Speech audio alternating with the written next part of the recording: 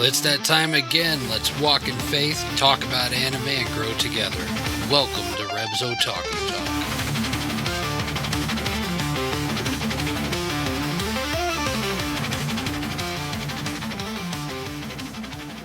Hey Otaku family, welcome back to Reb's Otaku Talk, Studio Ghibli Fest. I'm your host Reb, and with me are my amazing co-host K2. Howdy, howdy. And Raver Mom. Hello. This season we're diving deep into the whimsical, heartfelt worlds of Studio Ghibli, where fantasy meets faith and the wonder points us back to the creator.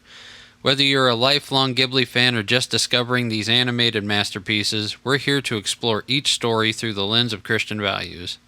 From the skies of Laputa to the forest of Totoro, we'll uncover powerful themes, spiritual insights, and the beauty of God's truth woven into every frame.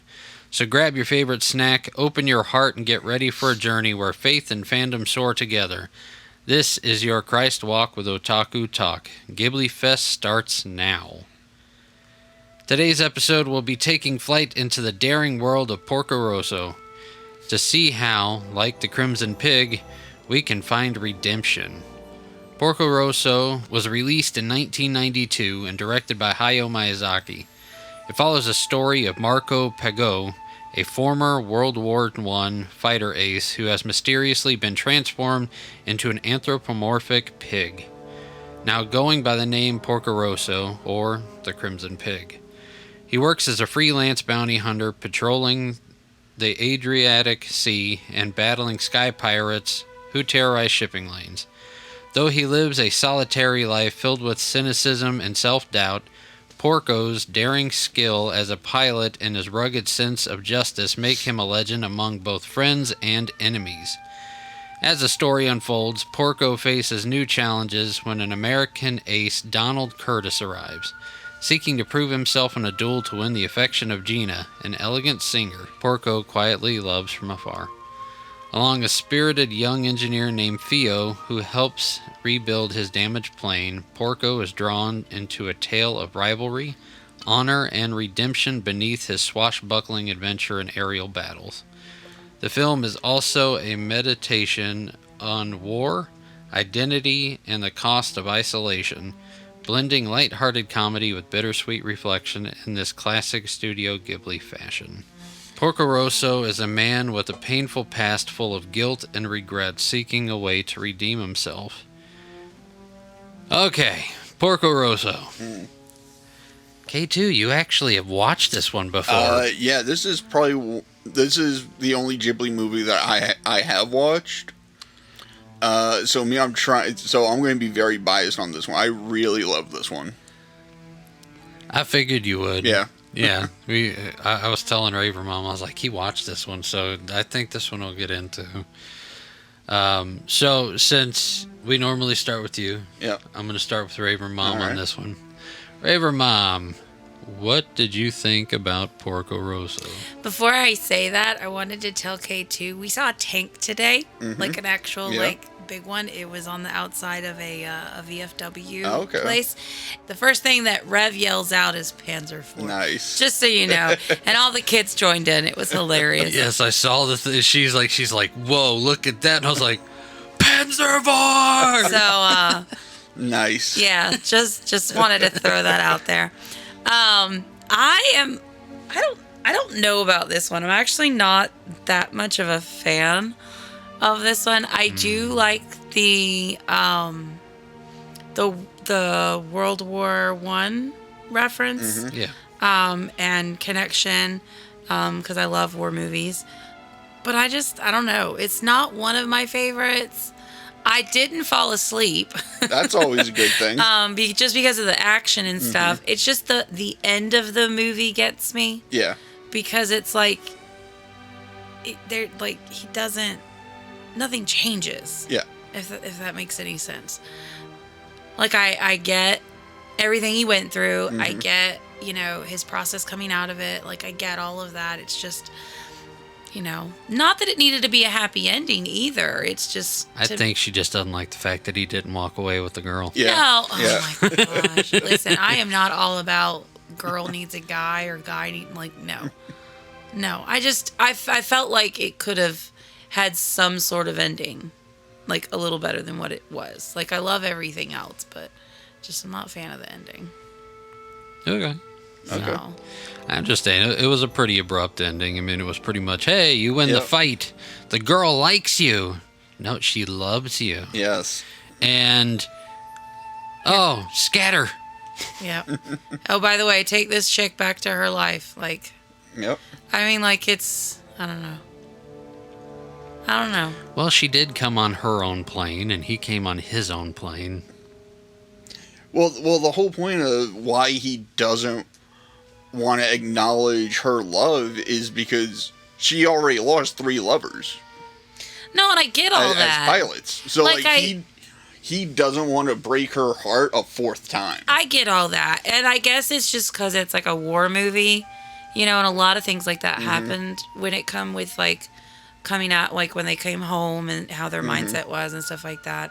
It's just, I feel like there was this build up. He won the fight. And then, oh, by the way, it's over. Like, you know, it's like, I don't know.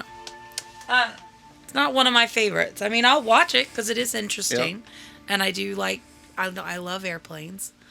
I was going to, at one point, I wanted to be in the Air Force. So, Nice. but I mean, I love the up until the end. Like, the Yep. end is what gets me. All right, so 1 out of 10. A 5. Like Smack dab in the middle. Yeah, it's not my favorite. It's not like one that, oh yeah, I want to, like, I'd pick it to watch it. But like, if you picked it or one of the kids wanted to watch it, or, I mean, like, I'd You'll watch it. begrudgingly watch it. Yeah. It And re- right at the end, I'll get up and walk out. It reminds me of that Oreo commercial, you know, squeezed in the middle. Yeah. Yeah, that's saying early 2000s right Yeah, there. that's an old one. Good job.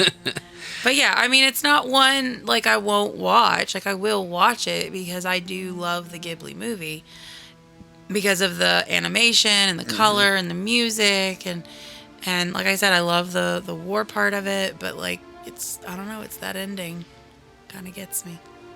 So I'll just get up and walk out at the end. I couldn't this time. I was helping you put together your Legos, so. Yes. So for all you guys out there in Cyberland, my birthday was yesterday. It was on Saturday. Raver Mom got me the 4 released Lego sets, the new One Piece Lego sets. She got me the 4 that were released. And we started putting them together, and they are awesome. Yeah, mine was annoying. Well, not mine, but the one I put together was annoying. Yeah, she put together Buggy Circus Tent. Yeah, it had 6 bags, right? So the 2 that we picked to put together last night were the smaller out of the 4. Yep. And he gave me the one for Buggy, and it had 6 bags in it, but in each 6 bags had a smaller bag with smaller pieces. And that boy over there had, 4 bags? Something like that. 4 bags. I had 6 and he had 4. So he got done way ahead of me. Yes, mine was a whole bunch of tiny pieces. Tiny that- stuff. It was. Yeah. But I'm sorry, 4 bags. Yes, I put together Windmill Village. So, but they did turn out really cute. They did. I liked them. Yeah, So, they but were anyways, awesome. Okay, too. Yep.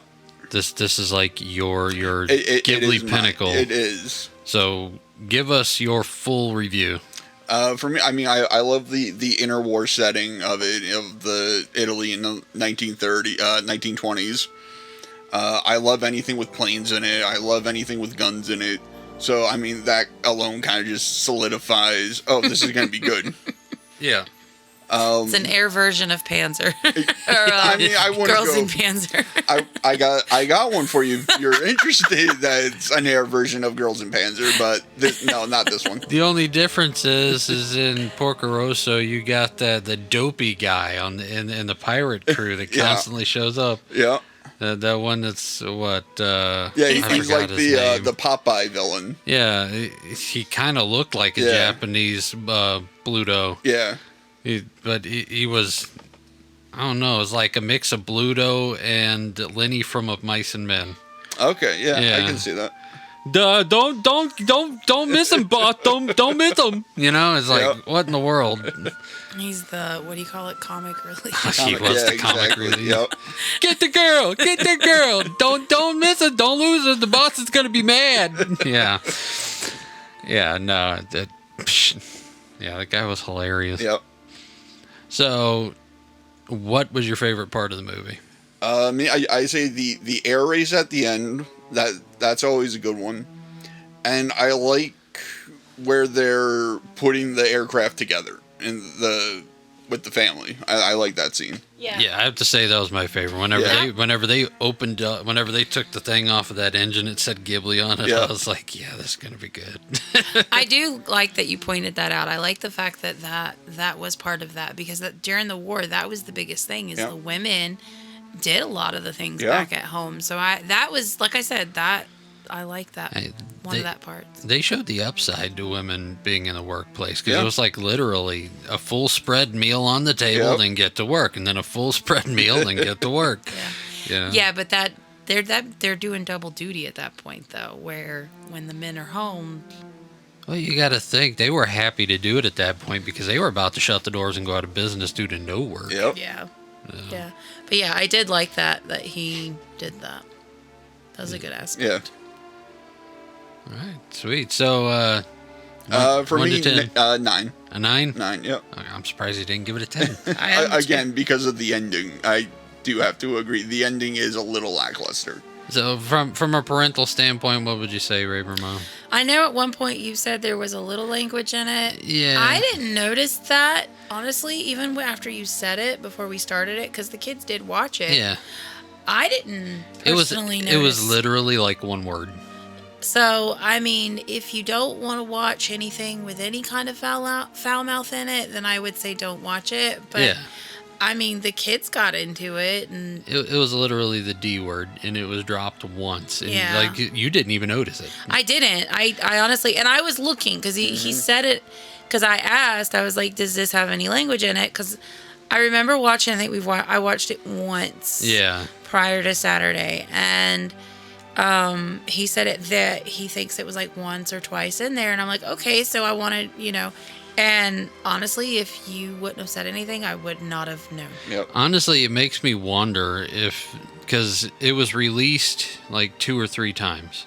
It makes me wonder if it's like a Funimation thing where they released, like one set of voice actors for one and another set of voice actors for another, and they took the word out. Maybe. It could be. Because the first time we watched it, it was more of the original. We got an original copy and watched it. And the one that we watched yesterday was the newer one. Yeah. It was the newer release. And honestly, for it to be a war-based movie, I would have expected a little more, especially from the different kinds of fighter pilots and stuff. Like, I would have expected more, just based off of the fact that it was based in the World War One. So for it, I mean, I would give it a green light. Like I said, we let the Otaku kids watch it, and I didn't even notice. Yeah. So. Yeah, I mean, my favorite part of the movie was whenever they uncovered the engine, and I like the whole engine testing thing. Whenever they ramp that thing up and the flames are shooting out of it, and it's starting to blow the building apart, and it's like, I was like, you could stick that in a car any day. I mean, even the part where it wasn't Gina Fio went swimming and stuff like that. What's his name? Porco Rosso. Yeah. Turned around. Yeah. I mean, like, there was a lot of modesty in it. There was a lot of coverage. Like, you only knew because, like, he's yelling, "Put your clothes back on," Yeah, it was a 1920s, like, swimsuit undergarment deal. It was bloomers and a t-shirt. Yep. Yeah. So. And the bloomers look like like Pampers. Yeah. I mean, unless you are very, very critical and you want absolutely no foul language, don't watch it. But to me, like I said, honestly, I wouldn't care. Rewatching it, I didn't catch it either because I knew about the area where I heard it the first time we watched it. But again, it was an original. Yeah. versus what we watched yesterday.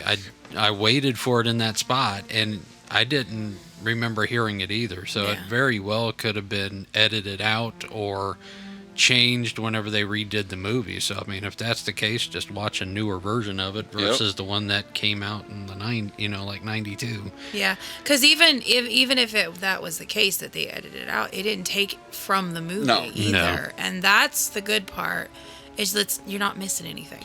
At that point, they probably just replaced it with another word. Yeah.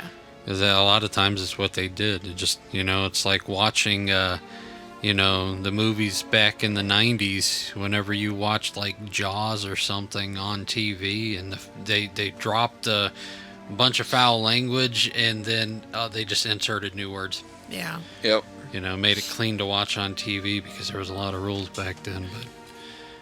But from a Christian standpoint, I have no complaints on it. I mean, it is a good story of conviction. Yep. And a good story of overcoming self-doubt and guilt. Mm-hmm. And it's a great redemption story. And like you said, it had a Popeye feel to it. So I mean, I can't say anything bad about this one. Yeah. There's no negatives, especially like I said, if it's one of those things where they took that out whenever they released the new version, then there's nothing wrong with the movie. Yeah. At all. Now, I will say, don't take our dislike of the ending not to watch it. Watch it and do it, and figure that out on your own, because, I mean, we like to have good endings. Yes. Where that one, I mean, we're just not a fan of. Yeah, it's not a fairy tale ending. Well, it isn't. I liked the end of the movie. It's a because good I ending, looked at it. I looked at it from a different perspective. Me and Raver Mom were talking about it a couple of hours ago, and I saw it different from what she did. Yeah. Mm-hmm. And I liked it. Yeah. But it is a different style. Yeah. It is a different type of ending. So definitely, like, if you're interested in those kinds of movies, like, I'd suggest watching it and, get your own opinion about it. Mm-hmm.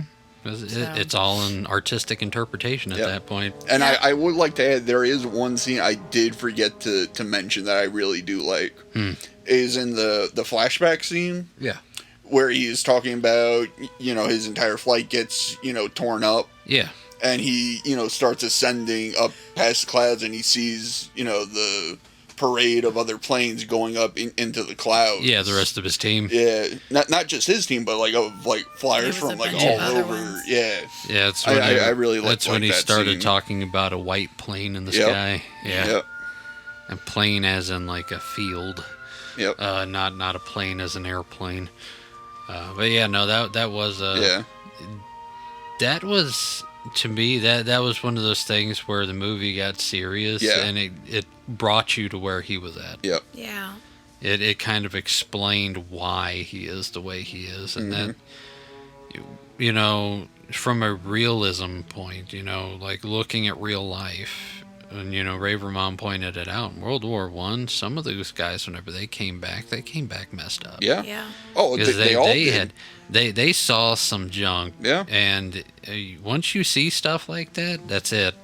We can't didn't unsee know what to call it. It went through several. Now we would know it as PTSD. Yeah. But before it was just, oh, you're crazy, you're nutso, and then it went to shell shock, and it just kept on evolving. It's a shame that it took us this long to figure out that's what it was, but... And shell shock didn't really come around until after World War II, did it? No, shell shock, because it was starting to become a thing after World War I because of, hence the shells, everything was, bombed. Yeah. So that's where the name shell shock came from. Yeah. No, I got you. All right, so I'd give it about a 7. Okay. I wouldn't give it, lower. I wouldn't really go higher on it just because of the fact that I felt like the story could have went on a little more. Yep. I feel like there was more story to tell, which is probably what Raver Mom was catching on to. It felt unfinished. Yeah, I think, and that seems to be a theme that we've all had with the Ghibli movies up to this point. Is they need a little bit more runtime, but for a 2-hour movie, it's hard to get more of a story. Like I said before, there's a couple of Ghibli movies that got shorts. Okay. And you'd have to go to Ghibli World in Japan, though, in order to see them in their personal theater. And there's a couple of them that have shorts that extend the story beyond. Okay. They're little short stories afterwards, which kind of gives some closure. Yeah. But we'll never see them unless we go over there. So yeah, so I guess 5, a 9, and a 7. It's gonna land it at about a 7. Yep. So Rev's Otaku Talk gives Porco Rosso a 7 out of 10. Yep. Not bad. Nope. So jumping into it, Porco Rosso is a man with a painful past. He's full of guilt and regret, and he's seeking a way to redeem himself. Yep. That seems to sum up the whole thing. And whenever we look to our verse for tonight, it's verses. It's Romans chapter 3, verses 20 through 24. It says, "The righteousness of God through faith in Jesus Christ for all who believe. For there is no distinction. For all have sinned and fall short of the glory of God, and are justified by his grace as a gift through the redemption that is in Jesus Christ." And to further dig deeper into our verse, we have Raver Mom. Dig in deeper with Raver Mom.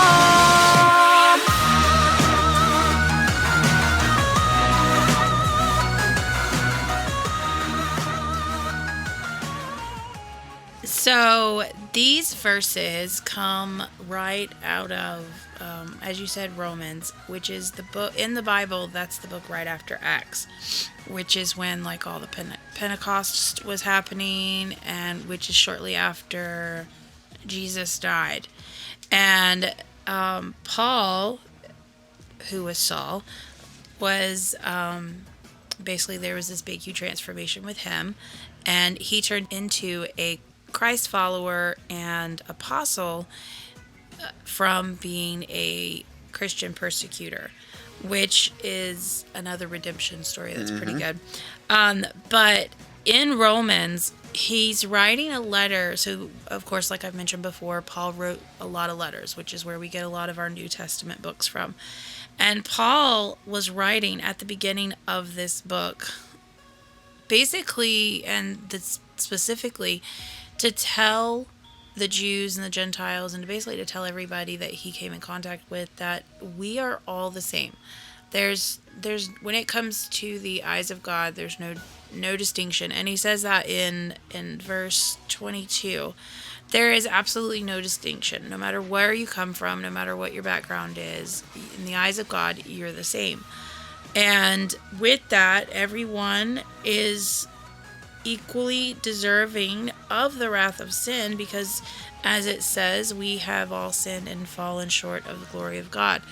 But redemption is what frees us and justifies us through that redemption. I was actually looking up, not because I didn't know what redemption meant. I was just curious as to what some of the definitions came up. And I thought it was kind of neat that, of course, the biblical definition is the act of saving or being saved from sin, error, or evil. But the, if you want to call it non-biblical definition, is the action of regaining or gaining possession of something in exchange for payment or clearing a debt. And to me, I mean, that's kind of a biblical definition too, if you look at it through the fact that God or Jesus was the one who redeemed us from, like, he was the ultimate payment. Yeah, the wages of sin is death. Yep. Yeah. But if you go even further, the word redemption in Greek, and I wrote it down, and I'm going to be, I'm going to try and pronounce it, but it's like those Japanese names. I can't do it. Okay. But it's a polytrosus or something, and it legit means a ransom payment in Greek, which I thought was pretty cool. So I thought that was awesome. And the last thing that I have wrote is that we are held captive with all that information that I just said. We are held captive by our sins, but Christ paid the ransom, and we become redeemed and are free. And that's true. I mean, whenever we look at the movie, Marco somehow goes under the strange curse that turns him into a pig. And he hides behind cynicism and isolation, telling himself that he's beyond hope. And a lot of times, whenever whenever we're living in sin and we hit that point of realization, it's usually the point whenever we don't think there's any hope left. And that, I believe, is where this, the ending of the story for me kind of, hits a little different.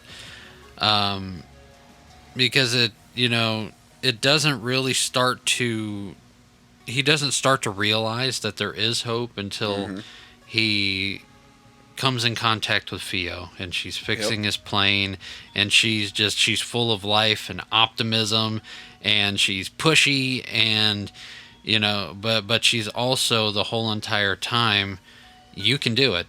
You can do it. I believe in you. I trust you. Things that he thought that he lost, that people could no longer have in him. He could no longer be trusted. Nobody could believe in him because of the fact that he feels like he failed. Because he was the only person that survived, that battle in the sky. And it begins, through all this, it begins to form that picture that we see of his inner guilt and shame from being in World War I. And the people around him remind him that he is more than just his past as the story goes on. And he begins to see what redemption looks like for him. Now, for him, he believes that him living is a major cost. What cost is he going to have to pay for surviving? Survivor's guilt is what he has. And, I don't know if you know anybody who's had survivor's guilt, or if you've ever experienced any type of survivor's guilt.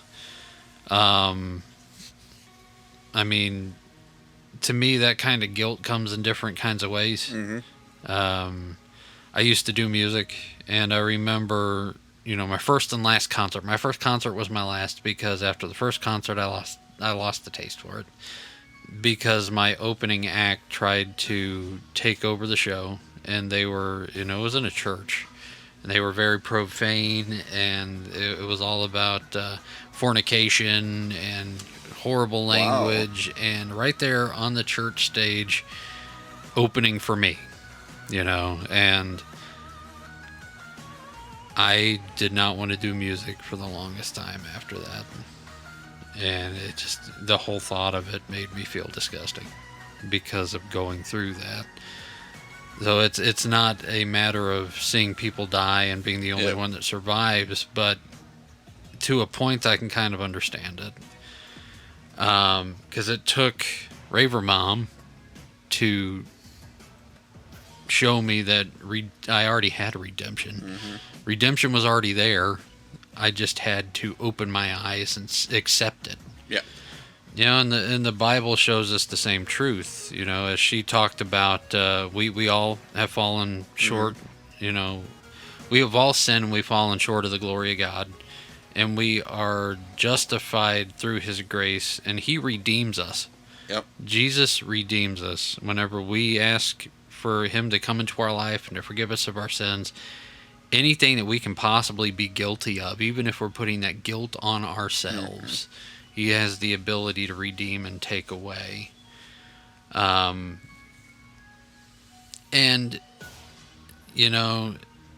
as he offers us that redemption, and he sees that redemption is there, that we can kind of put that toward like Fio and Gina, because that's what they saw in Porco Rosso. And they gave him so much grace whenever they were around him. It's like, hey, I know you think this, but forget about it. It's all good. It's not your fault. And they were soft with him. And it took a fist fight for him to get it through his head, which is the end of the movie. He gets into the fist fight with Ace. And I guess where I saw the redemption bell kind of ring in his head was when the American Ace says, Gina loves you. Yep. You can't have both of them. And he knocks him in the jaw. And he's like, you lie. And the fight turns into, I'm not lying, and he starts blushing. Yep. And he stops. And then he gets knocked in the jaw again. And at that point, he's got Theo, who he's fighting for to begin with, and now he's fighting for Gina's honor. And he finds a new strength. Yep. He finds a renewed strength, and he goes back out there. And then they knock each other out. They're in the water. Yep. And Gina pulls up on up on her airplane, and she basically looks at him and says, "You're not going to go out like this, are you? Get up." And he pulls himself out of the water. He wins the fight. And whenever he comes out, his outlook isn't the same. I mean, he looks like garbage, but his mood seems lighter. Yep. And for me, that's that sign that, he finally found his redemption. Mm-hmm. And, he may not have flown off with a girl, and we may not see where that one shot got him. Yep. But to me, that was like, okay, you found what you were looking for. You found your reason. Get over it. That's kind of me. Sounds good. You're quiet over there, Raver Mom. Because I was listening. You were on a roll. Oh, snap. I was doing something she liked. I didn't say that. Oh, jeez. Thanks. But, it's for real, though. I mean, call me a romantic. Of course not. But that's what I saw in the ending. I saw the redemption story come to a close. And for me, it's like, okay, that's an ending. And they could have just faded the camera out, faded the scene out there and been done. And then After the fight? After the fight. Oh, okay. I was about to say, that was during the fight. And he rises up victorious, and Theo is, congratulating him, and Gina is looking down with him in a smile, and they could have just ended it right there. And that would have been a redemption ending. But then it's like, scramble, and everybody got away before the Italian showed up. Yep. So, for all those actual true romantics out there, do you think he did get with Gina in the end? I do. I think he got with Gina. Yeah? Yeah. You think he met her in the garden? I think she broke the curse. Oh. Because Theo did offer, in the fairy tales, a lot of times the person who's got a curse on them, they get changed back with a kiss. But it has to be true love's kiss. And Theo, I don't think he loved you like that. Well, from what you said, she was very young. She was 17. I mean, but you got to think, 1920s. A lot of 17-year-olds were getting married at that point. Oh, trust me. That's I know. But I mean, it could have happened, but still, I don't see him as being interested in her like that. I mean, between her grandfather constantly telling him, "Don't you touch my granddaughter," And, you don't mess with little Italian people. And he's and he's all like, no offense to anybody. I mean, seriously, every true Italian person I've ever met, you do not get on their bad side. No. When they tell you not to do something, you better not do it. Yep. You will become dinner. Yep. They're gonna take that cleaver out of their kitchen. But I mean, could it have been a thing? Sure. If it wouldn't have been revealed and realized that Gina loved him back. And they stayed on his island, I could have seen something developing with him and Theo, but I do not think that's what happened. No, I think he saw her more as like a sister. Yeah. Yeah. Than anything, just because of the way that his demeanor towards her, which to me was which was just as good because it didn't hint to him having any kind of family. No. So I thought that was kind of a good take on that relationship. Yeah, he protected her like a little sister, or even a daughter. I mean, he was very protective over her. Yeah. And who knows, it could have just been protection because of the fact that she fixed his plane. Well, I don't My think plane likes you. I don't think it was that. I think it was more of like a sisterly love, just because like when he was trying to shoot his gun or whatever, Yeah. and he said what did he say, something Her about big hips her bent big it. hips, her like big- the way he even that, like to me that was more like a sister, like Yeah. oh my sister, Yeah. like a sibling Yeah. action or Yeah. talk than anything, which can affect somebody as well to help them Yeah. recover and see their truth self, especially a younger sibling. And I think that's where his redemption started, was with Theo. Well, I mean, if you think about it, children speak truth, and they're looked as innocent. So, I mean, it's probably because he didn't really know her, and for her to say stuff like that to him, like, I don't know, that to me speaks a little more volume than. Wasn't there a part in there where they were at the workshop and she was shooting her mouth off and he looks over at the grandfather and he goes, well, at least she's honest. Yeah. Yep. Yeah. Yeah, I mean, he he liked even brought that that about up. her. Yeah, Yeah, yeah. he liked that about her. So, I mean, yeah. I would say I think Theo's my favorite character. I think I'd be there with you. And she was hilarious. That and then the American Ace. Not Yeah. because of looks. Like, literally, his attitude is hilarious. Oh, that Yeah. guy annoyed me. Yeah. That's... It's He like you're had to hated. he had to be the most clingy dude ever. He is the definition of a himbo. What is a himbo? Himbo. Dumb, good-looking guy. Yes! I think that's the best way to describe it. Yes, he Yeah. makes me think of, like, a guy from, Like the... Gustav. Yeah, like from Casablanca or whatever, Yeah. but like dits at the same time.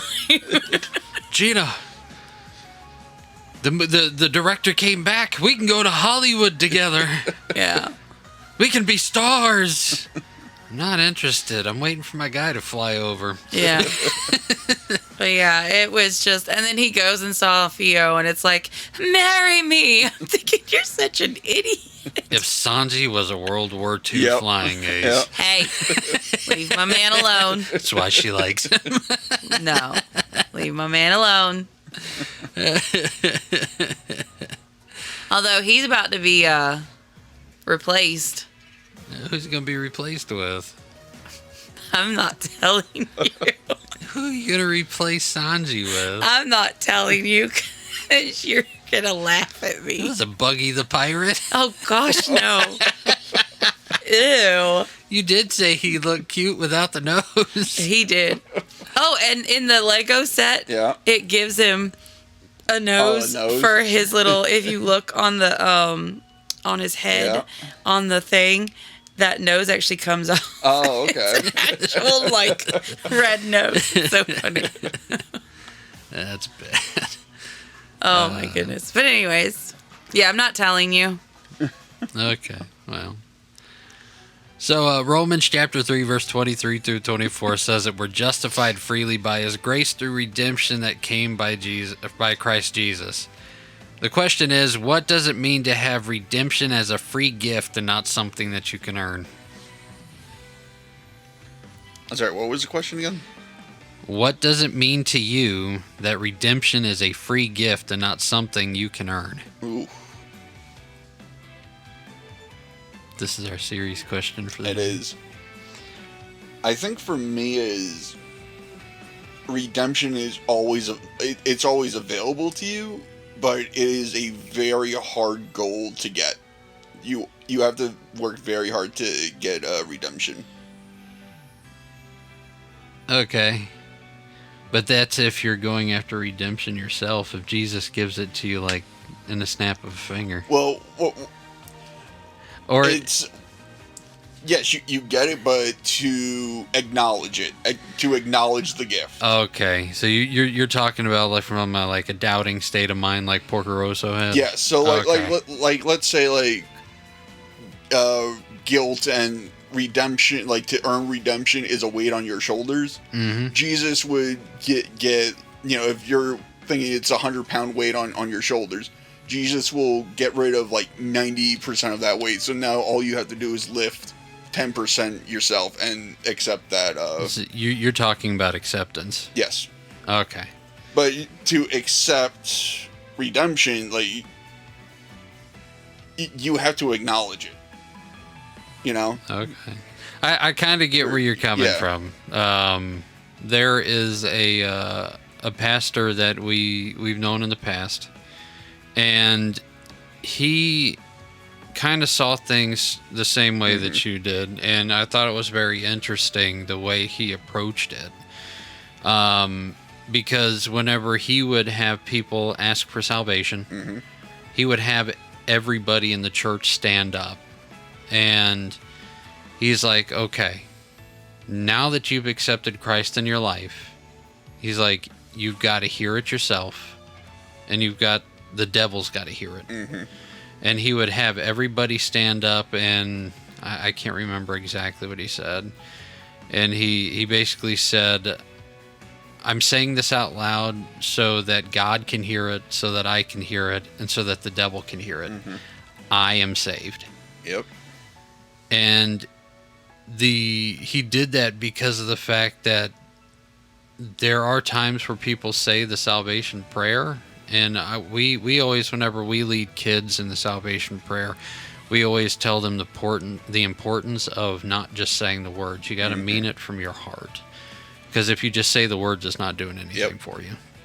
And that's where I said you're talking about true acceptance. Yes.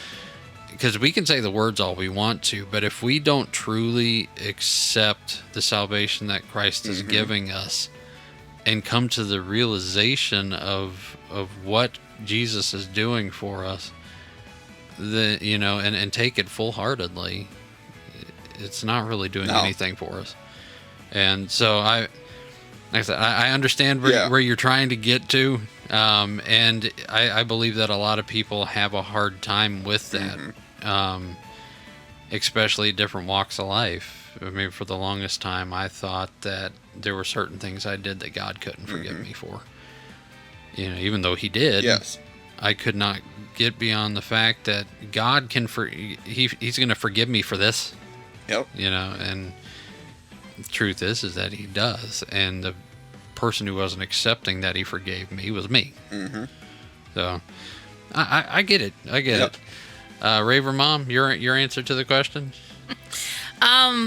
I don't know if this is along the lines of what K2 said, but for me, it's basically, like, I know it's a free gift. It's like if someone gave me like a birthday present or something like that. But to me, it's on like the next level because of who I am, what I've done in my life. Like, I personally don't feel worthy of it. I know I'm not the one that makes that decision, but at the same time, it's like, I don't deserve it. Yeah. Yep. And I know that a lot of people, I know a lot of other people feel the same way, just because I've talked to, whenever I've talked to certain people about things that they've gone through and things I've gone through and stuff like that. It's kind of a common thing to feel that way because we're human. Yeah. And so I feel like it's one of those unfathomable gifts. That it's like it's an unreachable thing,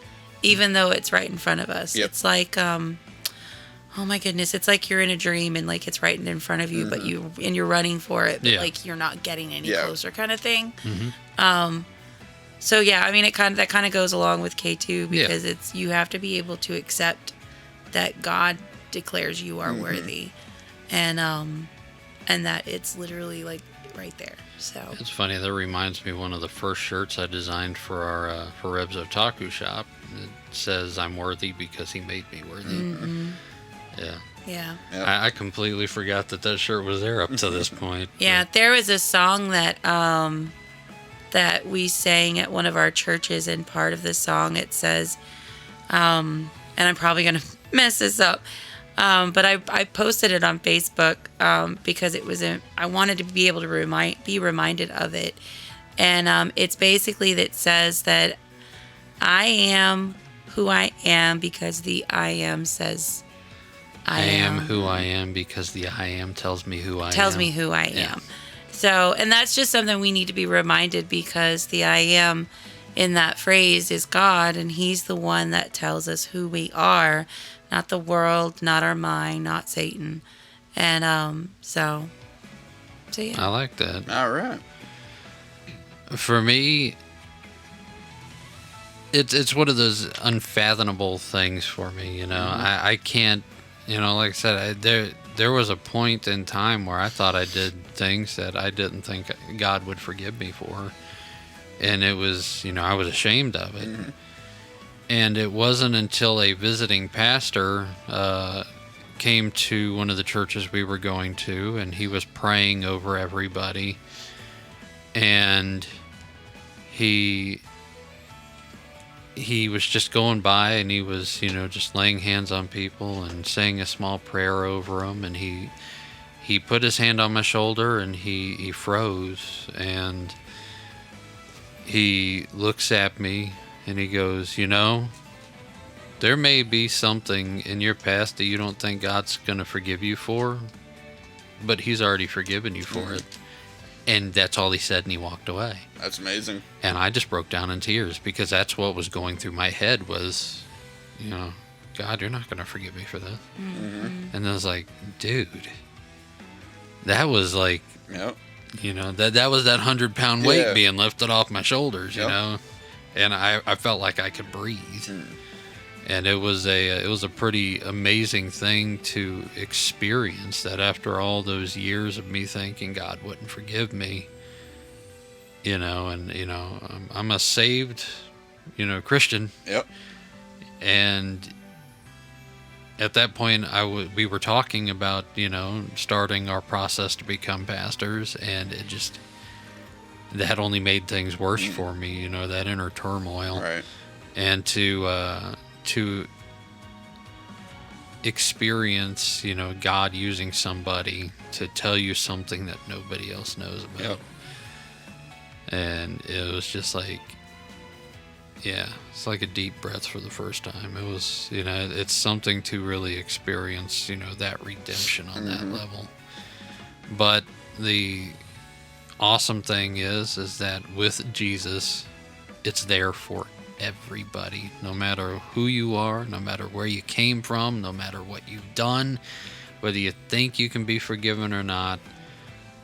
Jesus is the one who makes the call on if we're worthy or not. Yep. And according to our scripture for tonight, we're all worthy of it. Everybody in the world's worthy of it.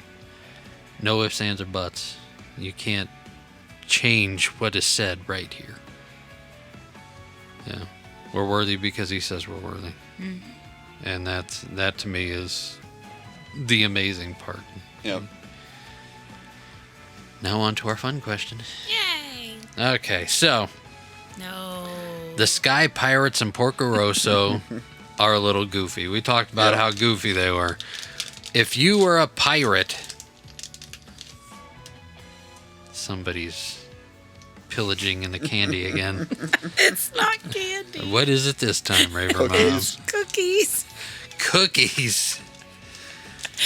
She's pillaging into the cookies.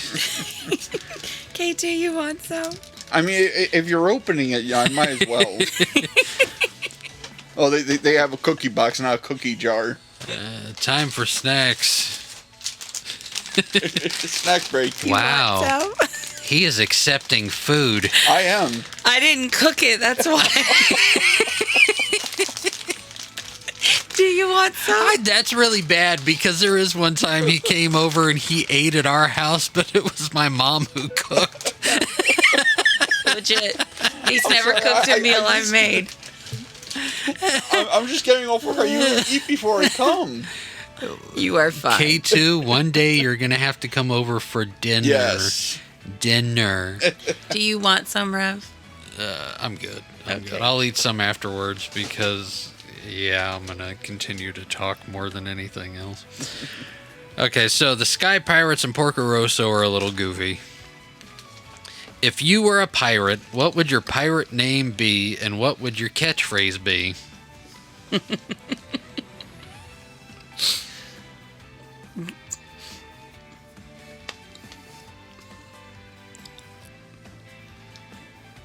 Nobody. This is a tough one. This is a tough one. I usually look at the questions earlier. I didn't have time to look at it, so I didn't have time to form an answer. The only thing that comes through my head is Spunky.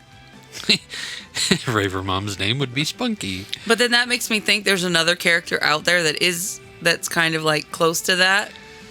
And it's this little boy, and he's a freaking idiot. Yes, his name is Patsu. Raver Mom's just afraid that she's going to find the anti-Spunky. So what would your catchphrase be, Spunky?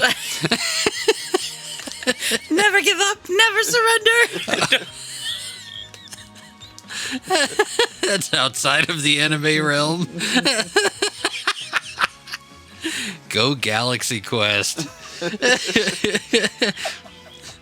By Graptar's hammer, I will avenge you.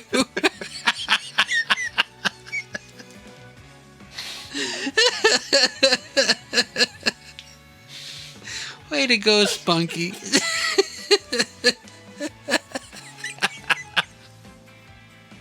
That's awesome.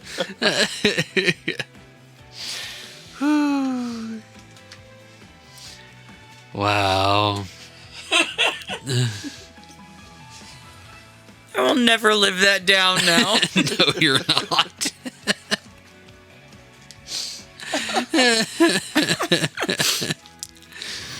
All right, K2, you can't do worse than me. Can you beat Spunky and never give up? Yeah, never I think so. surrender. Oh my gosh. I'll go with Team Rocket. Your name would be Team Rocket, Team Rocket. but you're one person. I'll find somebody else. We'll get a team going. I mean, you need a crew. Listen. He's gonna jump up with a microphone. All you need to Crew say for the is planes. my crew or my different personalities. Exactly. And Prepare for trouble. Make it double. And your catchphrase could be, you never know who you're going to get. His catchphrase is Meowth. That's right. Team Rocket's blasting off again. Well, I wasn't going to go that far, but I'm gonna get you, Spunky.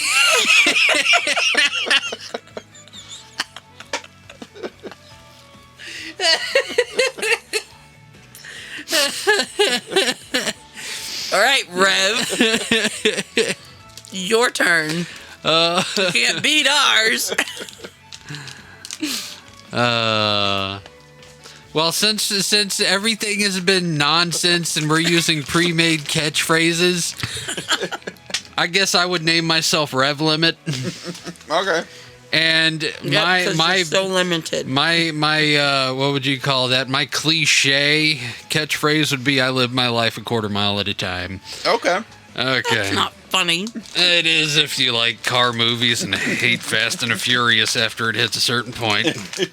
That's What, sad. you don't love family? My catchphrase is family. Have you ever seen the movie Torque? There's this point. Torque is it's a motorcycle movie, and they bash Fast and the Furious so bad in this movie because at the beginning of it, you see two souped up cars that are driving really fast down a road, and then the guy pulls up on his crotch rocket, and he's trying to get around these guys, and he flies in between them, and the wind that breaks off of the motorcycle pushes the cars off the road, and then he passes a sign so fast that while it's spinning, it says "Cars suck." And then it hits this point where he's about to go get the bad guys, and he's kind of walking with a bop in his step, and he's walking past all his friends, and he goes, "I live my life a quarter mile at a time." And they turn on, look at him, and say, "This sounds like a bad movie." So, if you don't like Fast and the Furious, you'll love Torque. Listen, Fast and the Furious is about it is for those kids, those boys that grew up and just could not. They could not get rid of their Hot Wheels moments. Okay, that's all that is. Crashing and everything. I like the Fast and the Furious movies. I know you do. As long as Paul Walker's in it, they're Fast and the Furious movies. When they get after Paul Walker's not in it anymore, it's not Fast and the Furious. It's something else. It's like after that Fast point. and the Furious meets Mission Impossible. Yeah, essentially. That's the reason why they just started calling it Fast. Yeah. Yeah, because there's no Furious about it. No. Oh my goodness gracious. All right, Red Limit. All right, Spunky. Team Rocket. We are a weird pirate crew now. No, we're not a crew. No offense. I got my own crew, thank you. I'm not. What is so funny?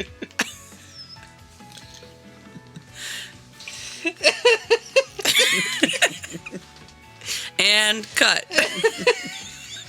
Oh, man. Okay. Yeah, you definitely don't need cookies. No, I don't need cookies. I'm not going to the dark side. No, because you're already there. I'm the guy giving away the cookies, apparently. Come to the dark side, we have cookies. Oh my goodness gracious. All right, so at the end of the day, Porco Rosso reminds us that redemption isn't about Thank you, Spunky. Redemption isn't about pretending the past never happened or hiding the scars we carry. Marco's curse is never fully explained and isn't magically erased in the end, but we see that what really matters is how he chooses to live in the present, surrounded by people who believe in him. Marco begins to step out of the shadows of shame and into the life marked by courage, hope, and even love. That's what redemption looks like. It's not always dramatic or flashy, but it changes how we see ourselves and how we choose to live each day. In the same way, God's redemption in our lives doesn't mean every wound disappears overnight. Sometimes the scars remain, but they no longer define who we are. Through Jesus, we are given a new identity, beloved, forgiven, and restored. Just like Theo and Gina could see more in Marco than he could see in himself, God sees us as his children, not as the sum of our mistakes. The truth gives us freedom to stop hiding behind guilt and instead walk boldly in grace. So as you think about Porco Rosso's story, consider your own. What parts of your life feel weighed down by regret or shame? What would it look like to let God's grace speak louder than your failures? Redemption means your story isn't finished, it's beginning, rewritten by the one who loves you the most. And unlike Marco, we don't have to wonder if we'll ever truly change. In Christ, our hope and transformation is guaranteed. I do have a question. Which question? There were parts throughout the movie where his true form showed. Why? That's a good question. Because one of the times was he was building the bullets, and Theo was asleep. She woke up and she thought it was like a dream or whatever, but his face was normal. And then there was another part, and it wasn't Theo that saw it. Who was it? There was another character I thought that saw it. But why? You know, it's probably in those parts where he was taking himself back before the disaster. Because he dwells in the disaster throughout his daily life, but whenever he seems to be preparing himself for something bigger, he goes back to, That would make before. sense if you think about the military people with like the wars. They have those few moments of peace. So that would make sense. Yeah, Okay. well, for me, I see it as it's a mask. He keeps it up for everybody to see. That's his facade. Yeah. And the only ones that he lets it down for are the ones he can really trust. Yeah. Yeah. Interesting. Okay. I have to instate a review. Oh. Because Raver Mom has watched every season of Demon Slayer. Okay. And it's about time we hear the review. Oh boy. I thought this this was a Ghibli fest. It is a Ghibli fest, but still, we said that we told everybody in season 1 that after you watched it, we would do a review. So, because we haven't done a full review of Demon Slayer. Yep. So, if you don't know, I started Demon Slayer because I am taking and treating Rev to the new movie, which, incidentally, I did not know was a part 1 to 3 parts. Yep. And I know that now, and that infuriates me. Because I can't stand movies like that. But after I got done watching all of Demon Slayer off of Crunchyroll, I will actually happily go to the theater and watch all three movies. I really enjoyed the show, and the movie that was on there. It is probably my now number 1 favorite. It beat out Soul Eater, man. Wow, that's impressive. Yeah. Just because I felt like each character by themselves and then together, like every character, they showed the story, like their backstories and how they grew at that point. But Tanjiro and Nezuko and the other 2 boys that were with them, both made impacts on everybody, and Tanjiro helped everybody through things. And it was just, to me, it was a very powerful movie, or not just movie, but show. I mean, there were points where I was crying. Yeah. And I was like, at one point I looked at him and I was like, what is going on? Like, it was a very big emotional roller coaster for me, but I was like totally invested into every character. And we were watching it, and we got to the part that I kept telling her. I was like, no, you got to watch this one episode before you watch the movie. Yep. And we got to it, and I was like, this is what I was talking about. You got to watch it. Just don't move. Pay attention. You got to watch this. I think at one point I shushed him too. And she shushed me, and then I look over, and she's blubbering. And she's like, oh my God.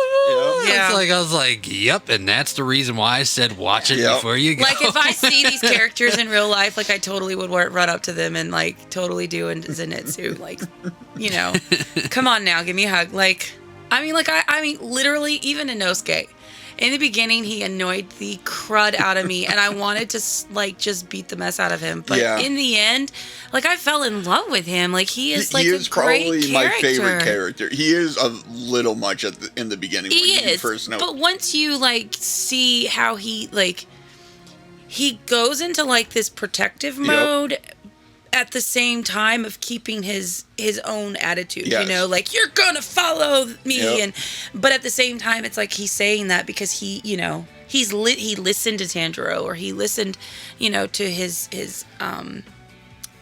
the Hashira, like, he listened, but at the same time, he kept his own thing, and it was just, I mean, I don't know, like, it was an all around, like, I probably wouldn't let the kids watch it, or the girls, because some of the scenes were a little much. It is, but violent. even that, like, I don't know. I mean, even there's certain parts of it that is very mature, especially whenever you get into the entertainment, the entertainment art. The entertainment district was very. I mean, that's very adult themed.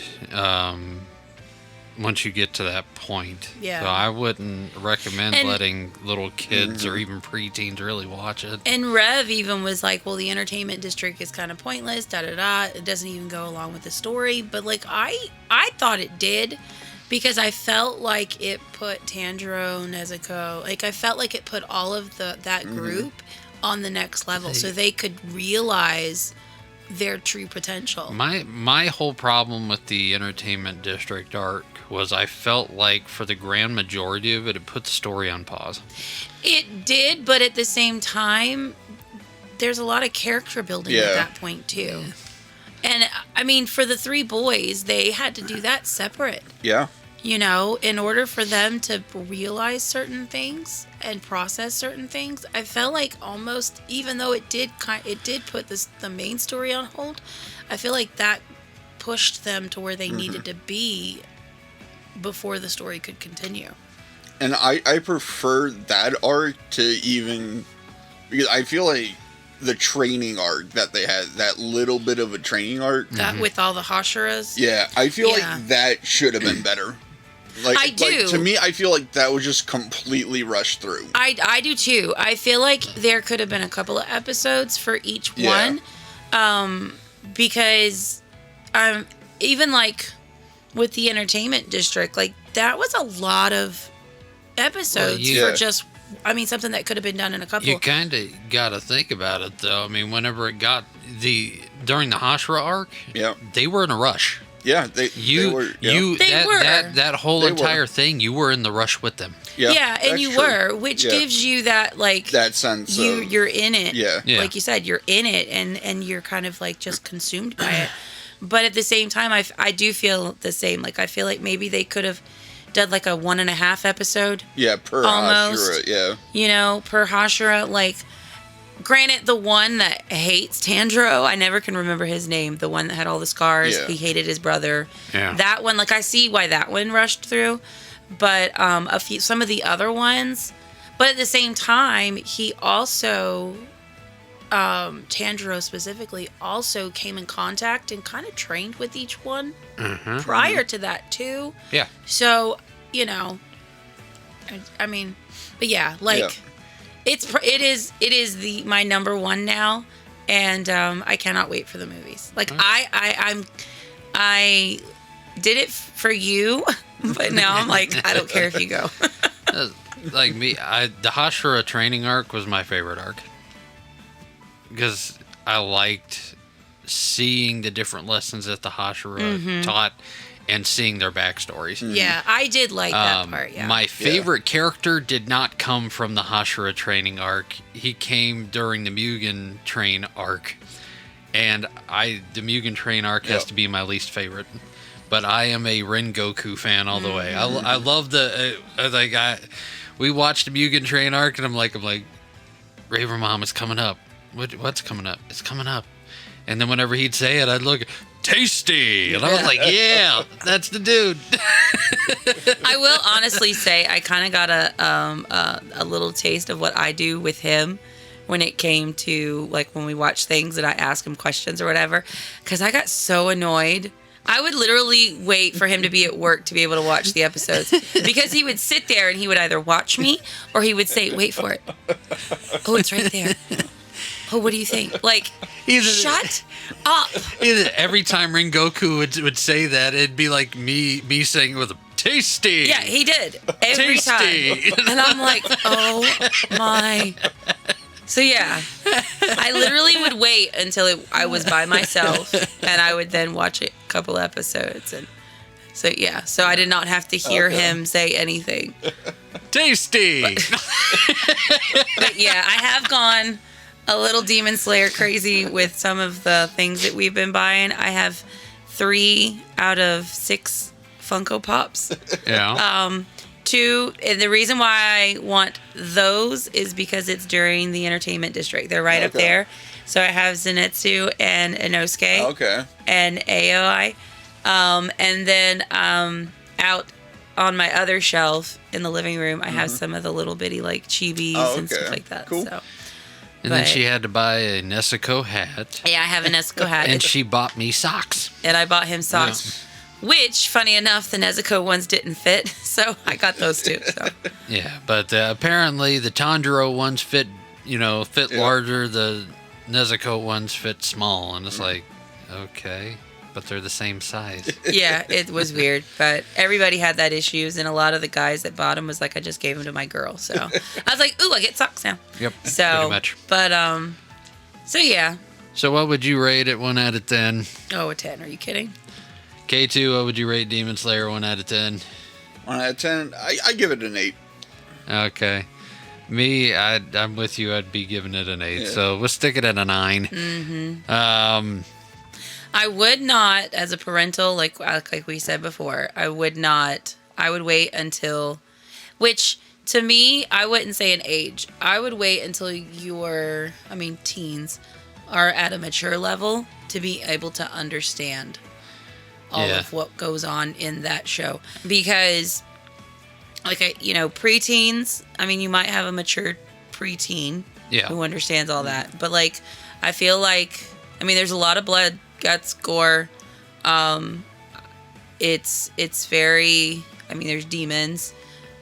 And then you, of course, have the people that are slaying the demons. Like, there's a little bit of language in it. there is language in it. So, I mean, from a parental standpoint, I'd watch it first and then make your decision based off of how you run your house. But And you really, and from a Christian standpoint, you really got to use discernment with it. Whenever it first came out, the church was dead set against it just because of the title. well, and Really? I was yes, and I wasn't dead set against it, but I was iffy about it because of the title. But after we did research on it and he watched it and he was like, "Oh yeah, I think you'll love this." Da da da da. I was like still kind of iffy on it. It was on my list, but it wasn't one that was like, "Yeah, I want to watch it." But For me, whenever I watched it, I feel like it's like a talent that God has given me. Whenever I watch stuff like that, I see the message in it. Okay. And there are certain things that that speak to me whenever I watch stuff like this, and the sheer fact that just right out of the first season that you see Tanjiro fighting for the salvation of his sister, Yep. and that's his goal all the way through, even to the Hashira arc, is I need to save her. Yep. I need to save her soul. I need to get her out of this mess. And he's taken that leadership role in trying to save his what's left of his family. And to me, that's really what got me sucked into it. Is I'm seeing this big brother, the rest of his family's dead, and the only family he's got is lost. And he's spending every ounce of his being, working toward her salvation and trying to find a way to get her back.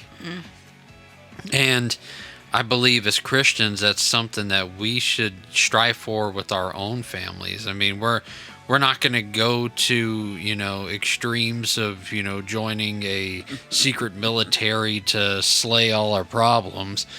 But we stay steadfast in prayer, and we battle spiritually, fighting for the salvation of our family, for our kids, for our cousins, for our nephews and nieces, for our parents. I mean, our brothers or sisters, it doesn't matter. We need to fight that spiritual battle for their salvation and for their eternity. And that's what I saw in the show, and that's the reason why I'm like, okay, I'm going to watch this thing till the end. And it's one of those things where the way the demons came to be and the way it all developed, you can take that objectively and take it by its imagery, and I could build sermons off of the show. Because of it. I feel like it was a light versus dark. Yep. Definitely. I mean, that's just like Star Wars.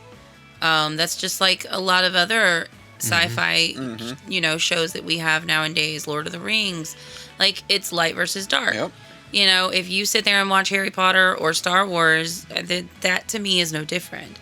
And it's I mean, like he said, there's a lot of things in there that you can get and build a lot of podcast episodes off of. I've got so many Demon Slayer episodes. We could do a full season on it. Yeah, you could. I mean, and even just based off one episode per character, a lot of them. Yeah. Because of what they went through in life. And, I mean, to me, granted, of course, not the literal demon slaying, but, like, they were very much relatable almost. Yeah. Like, even with oh my gosh, the boy that eats the demon flesh, I cannot remember his name. He's the white-haired guy's brother. Yes. Yeah. So, like, even what they went through, like, they lost their entire family. He, out of misery and out of frustration and sorrow yelled at his brother, and there's that family rift, but yet he realizes what he did was wrong. Like, I mean, there's a lot of things that you could learn from that show. And I think the one of the coolest things for me was the demons are basically lost souls. Yes. They were basically coerced at their lowest point to become these evil beings. And whenever Tanjiro defeats one, he doesn't just walk away. No. He goes to them and he stays with them. He holds their hand. Yep. He hears, he's there with them as they cry, because it's at that point of weakness in their demonhood, or as we can look at it, their bottom point in their sin, Yep. that everything from their life comes flooding back, and everything that they've gone against, and it's like in that last moment they seek their redemption. Yeah. And and Tanjiro's leading them to that redemption, because he doesn't want their souls to go where their body is going. He doesn't want their souls to burn up as well. Yep. And he would even tell some of the demon slayers about that. Yeah. Like, he would defend that at the fact that they are still, even though they return demons, that they are still a being worth saving. Yeah. I mean, to me, like, the only ones that I thought might have been, like, worthy or close to a redemption were the spider ones. Yeah. Oh, yeah. Like, The family. That outside makeshift of that, family. yeah. Well, it's Outside of that, I don't see, like, any, like, and that redemption or, like, remorse for, like, what they've become. and that's where Tanjiro is like the savior character. Yeah. And Yeah. we could do an episode on how we naturally seek a savior. But Tanjiro in this story is the savior character. And the way he sees it is there is nobody who's unworthy of redemption. Yep. Yeah. And that's the kind of savior we find in Christ, is the fact that he doesn't believe in somebody who cannot be redeemed. So yeah, it's a good show, but you use your discernment in watching it. If it is not something that you can stomach, if it is not something that you can watch and just look for the morals in and look for the light in, then it might not be the anime for you. Yeah, we'll leave it there. All right, so now that we have finally got our Demon Slayer review from Raver Mom, Are you happy? Yes, I am. So you want to know my favorite character now? Yes, tell me your favorite character. Inosuke. Inosuke? Okay. Okay. As long as it's not Zenitsu. That dude annoys me. Yeah. No, he's number 2. Listen, when he falls asleep, He locks in, yeah. But he is like... but the problem, Listen. he isn't sleeping a lot. No. That's the problem. My favorite, what made me like him, though, is that in the end, him and Nezuko get together. So Yeah, she found that spoiler. I had to look. I'm sorry. I had to look because I was curious. I was honestly just curious if Zenitsu got with anybody, because there's a lot of female characters in the show. And it turns out that apparently after a bunch of stuff happens, that they apparently get together and they get married. I was like, oh, it's so cute. No, my favorite character is Rengoku, and then my second would be Gyomei. I like the Stone Ashura. Yeah. But if I had to rank a third, it'd be Tanjiro. Do you have a favorite demon? Not really. Okay. I'm just curious. I mean, I guess if I had to pick one, it would be the Doctor. Because of the fact that she was she had to be like the first to resist. Oh, okay. She was in darkness, trying to find her way out and fighting darkness at the same time. And I mean, she was the one who was risking everything to try and find a way. I mean, she and herself was searching not just for her own salvation, but for the salvation of all of them. Yeah. So, I mean, I guess if I had to pick a favorite demon character, it would be her. What's your favorite character, K2? Oof. I'm going to have to go with Inosuke. Inosuke? Yep. Man, you guys like Boarhead. I didn't think I would. I really didn't. I just like that personality. So. I thought, I'd like Zenitsu before I'd like Inosuke. But just the way that if you think about his backstory, and you take that into account, but just, I don't know, just his character development. I mean, like I said, everybody had character development, but I felt like he had a lot to overcome. Yeah. What I think is hilarious, and I pointed this out to her, you got the three main characters. You got Zenitsu, Tanjiro, and Inosuke. And you look at the flashy Hashira, and he's got 3 wives. Yes, I said 3 wives, guys. And you got all 3 of his wives. If you look at Tanjiro, Inosuke, and Zenitsu next to his 3 wives, they are mirror imaged. They are. Yep. It's freaky. Color and attitude. Hair and color, face shape, eye color, everything. And it's like, Though I do like the fact that Zenitsu was the ugly one. You're so mean. Inosuke was the pretty one. Boarhead was pretty. Tanjiro, who cares? He was a strong, burly girl. I thought the wives were cute. Yeah. I didn't say that. I just thought it was freaky that they're mirror imaged. Yeah. That is something that I would love to look into and just to see why. Yeah. Just because that's very odd. Mm-hmm. Unless, I don't know. That was very odd. It makes me wonder if they did that because of the fact that, he married those 3 women, because he comes from a shinobi village, and that's kind of what they do to keep their clan running. Yep. And he married their different personality types, and each one had a place in his life. And in searching for them, and because it took a lot of convincing to let those, to let the 3 boys go with him on this mission. It didn't take it that. wasn't. It did not take. Well, the thing is, it took them showing their true personalities. And as soon as he saw their personalities, he's like, well, let's go. Yeah. You guys are it. And it makes me wonder if the reason why is because he connected to their personalities. Could be. I think it was just because they're the main characters.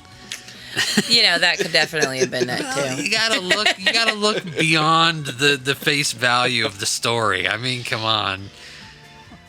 But yeah, I see what you're saying. Listen, just make it flashy. Just anything you do, make it flashy. All right. Well, in closing, let's remember Romans chapter 3, verses 23 through 24. The righteousness of God through faith in Jesus Christ for all who believe, for there is no distinction. For all have sinned and fall short of the glory of God, and are justified by his grace as a gift through the redemption that is in Jesus Christ. Join us as we close in prayer. Father God, I thank you for sending your Son to die for our sins. I thank you for the sacrifice that he made so that we may find redemption at no cost. God, I pray if there's anybody out there listening to us right now, that if they are seeking redemption in their lives, Father God, that they accept Jesus into their life. And God, I ask that you open our eyes to see you and the wonder and the lessons and the beauty that's all around us, even in the worlds that are created by artists and animators. Let our passion for anime draw us closer to your truth. In Jesus' name, amen. Amen. Amen. Thanks for hanging out with us on Reb's Otaku Talk Ghibli Fest. Make sure to subscribe on your favorite podcast platform, and don't forget to like and follow us on Facebook at Reb's Otaku Talkers and on X at Reb's Otaku Talk. We'd love to hear from you. Drop a comment, leave a review, and share your favorite anime and God moments with the community. Also, check out Reb's Otaku Shop and grab some awesome merch, and don't miss out on a bag of Reb's Con Kohi coffee. The link is in the description below. And also, remember to take a look for the shirt that we discussed on today's episode. And remember that you are worthy because God makes you worthy. Until next time, keep your anime collection strong and your faith stronger. See you later, guys. Take care, guys. Bye. Stay flashy. God speaks in ways you didn't know. Stories rise like rising sun. We break them down one by one. True, this ain't just hype, it's revelation. Anime with holy inspiration. Otaku life with transformation. Faith and fandom, no limitation. It's Revs! Otaku talk! From J-Jo's post to Spirit Lead, we laugh, reflect, and plant that seed. It's Revs! Otaku talk! So hit that play, don't walk away. Let's geek and grow in Jesus' way. O-T-A-K-U, talking truth in all we do. Revs crew, rolling through. Faith meets fandom just for you. Tasty. And cut.